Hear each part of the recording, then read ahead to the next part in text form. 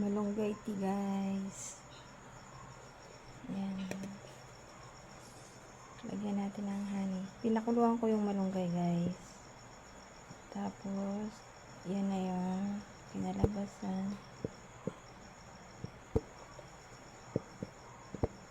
Lalagyan natin ng honey.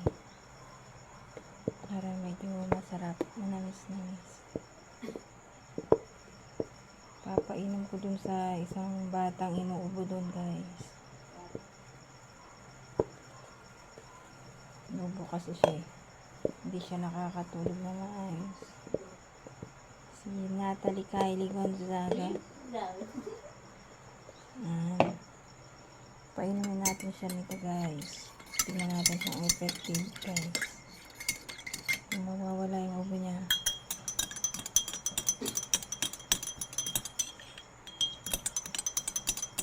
Malunggay tea. Yan. Sa akin yung isa.